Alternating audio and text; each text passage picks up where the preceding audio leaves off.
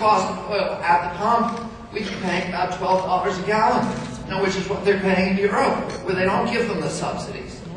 And of course, every American would be demanding an electric car. But because they're subsidized, it sends the wrong signals to the marketplace. And it distorts the whole marketplace, and all of us engage in inefficient behavior. And what you want, what the impediments are, one, the huge subsidies to oil and coal to the incumbents, what we call the incumbents, oil, coal, and new. And then, number two, that our grid is misaligned. If you're a wind power, if you have a wind turbine, a Texas wind farmer, and you want to get your electrons to New York City, you can't do it. And there's two reasons. One is that the grid doesn't reach you.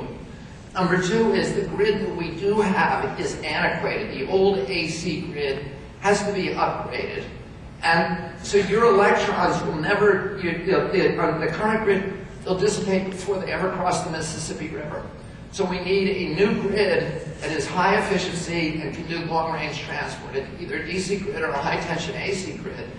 And that reaches the big power centers in our country, the Midwest, the wind centers, and the solar centers in the desert Southwest.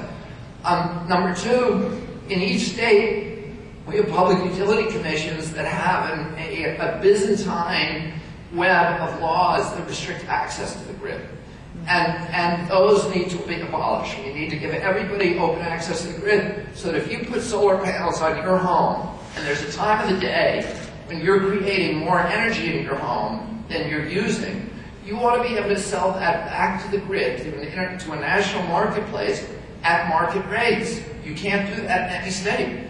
They'll buy it back from you, but they'll never give you the market rates. But we ought to get market rates for that. And that, if you do that, then every American becomes an energy entrepreneur. Mm-hmm. And every home in our country suddenly will become a power plant. As all of us devise ways of making energy at our homes and selling it, and it will be the least cost energy. And that's the energy that's going to prevail in the marketplace. And there's so many technologies out there today that are these extraordinary, exciting technologies. I'll just tell you about one thing. I'm on the board of a venture capital firm, the biggest green tech venture capital firm in the country. And what they're doing, one of the companies that they've invested in, that they own, is a company called Better Place, that is right now rewiring Israel, so that within 3 years, Israel is going to ban gasoline automobiles. And every automobile is going to be electric. And we've got partners, our partners are Renault and Nissan, and they're building the cars. The utility will own the battery, which is the most expensive part of the car. So the batteries cost about $20,000, but the cars are only going to cost about $5,000, and they're going to actually give the cars away to anybody who wants them, and we'll sign a 5-year contract the same way that the cell phone companies give away cell phones to people. And you own the car, and you can pull in. Right now, we're building at every gas station a recharge station, so that you can go home and recharge your car by a plug at night. That car will then go 120 miles on the charge. But if you need more, you can pull into any gas station, and in 28 seconds, they'll remove your exhausted battery and slide in a new battery. And so you can do that anywhere in the country. And all of those thousands of new batteries will be used to get rid of peak power demand by storing wind and solar energy. So they now have a place to store all of their wind and solar energy. And they won't have to buy carbon fuel anymore. And in 3 years, when this system is complete, Israel is going to slap a 75% tax on new gasoline-powered automobiles. And they're going to increase that every year until they tax them out of existence. But if you can get a free car from us, you're not going to buy a gasoline car anyhow. And this kind of technology exists today. We have contracts after we do with Israel. We're going to go to Denmark and do the same thing there. We're just about to sign a contract with Hawaii to do it there. There's 30 other countries that are lined up to get contracts with this company, Better Place. And this is happening now. We don't need all the new technology. It's off-the-shelf technology. What we need is, in this country, a marketplace that does what a marketplace is supposed to do, which is to reward good behavior, which is efficiency, and to punish bad behavior, which is inefficiency and waste. Right now, we have a marketplace that is rigged to reward the worst kind of behavior, the dirtiest, filthiest, most inefficient industries, the ones that are getting us involved in these foreign wars. And of course, if we get rid of our addiction to oil and coal, it helps our country in so many ways. It improves our balance of payment dramatically. It reduces our national debt dramatically. It gives us healthier air, healthier water. It makes every American richer. Because when these new cars that are run on battery power reduce the price of driving to 4 cents a mile for the average driver. Right now, in Israel, the average driver pays about 40 cents a mile. In this country, we pay about 35 cents a mile, the average driver. And here, we'll be able to get it for everybody will be able to get it for 4 cents a mile if you're using an electric car. So you have a huge savings. With most Americans, it'd be $400, $500, $600, $1,000 a year.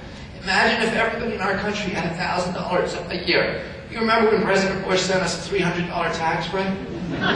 He said that's an economic stimulus package. Well, what if we all got $300 or $400 or $500 every year just from fuel economy savings? Imagine what that would do to stimulate our economy, and we wouldn't have to gut the Social Security Trust Fund in order to do it. And the money wouldn't be going abroad. It would be staying here in this country, and we'd be creating jobs in this country that can't be outsourced. And that's what...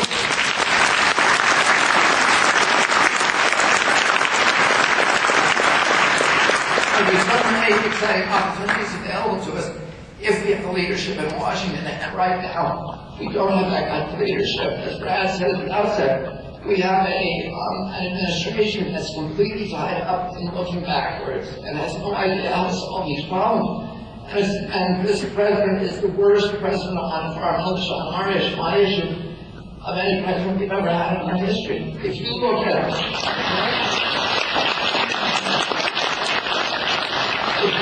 NRDC's website, National Resource Defense Council, you'll see, which is one of the groups for which I work, you'll see listed there over 400 major environmental rollbacks that have been promoted or implemented by this White House over the past 7 years as part of the deliberate, concerted effort to eviscerate 30 years of environmental law. It's a stealth attack. The White House has used all kinds of ingenious machinations to conceal this radical agenda from the American people, including Orwellian rhetoric. When they want to destroy the forest, they call it the Healthy Forest Act. When they want to destroy the air, they call it the Clear Skies Bill. But most insidiously, they have put polluters in charge of virtually all the agencies of government that are supposed to be protecting Americans from pollution. As head of the Forest Service, President Bush appointed Mark Ray. That's him reducing lobbyists, probably the most rapacious in American history. As head of public lands, he appointed Stephen J. Riles, a mining industry lobbyist, who believes that public lands are unconstitutional.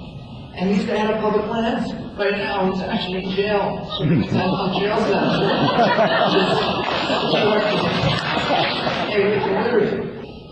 Head of the Air Division, a utility lobbyist, Jeffrey Homestead, who's represented in his previous job nothing but the worst air polluters in our country.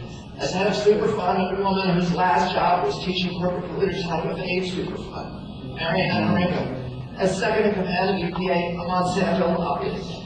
I did a piece in Vanity Fair last year at this time where I looked at the top 100 environmental officials in this administration, and virtually without exception, they were all lobbyists or officials for not just polluting industries, but for the worst of the worst actors within each of those industries.